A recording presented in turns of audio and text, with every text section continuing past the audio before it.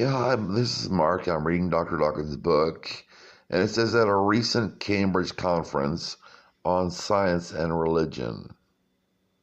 Well, do you have a Cambridge conference on science and music, explaining how music is scientific and science is musical, or do you have a conference on knitting and goldfish? Why science and religion? What do these two have to do with each other?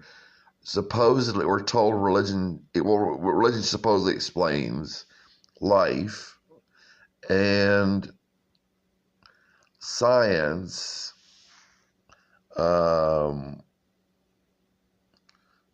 doesn't explain everything. Of course, religion doesn't either.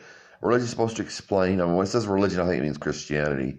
That's a euphemism Dr. Dawkins uses, and I think other intellectuals use. They say, well, science and religion, what they mean is science and Christianity. Why not science and economics, or science and relationships? Why science and religion? Because religion will say, this is where we came from, this is what happened.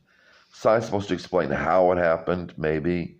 Some people have said science is supposed to explain how, religion is supposed to explain why or what, or science is supposed to explain the what, religion is supposed to explain the why, whatever works. Why would you have a conference on science and religion? I don't understand this.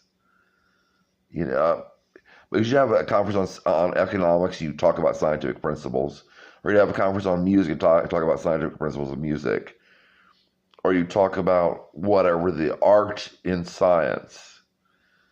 You would talk about art, I guess, and how science relates to it, or I don't understand science and religion. And once again, I think when they say religion, they don't mean Islam or Buddhism. They mean Christianity.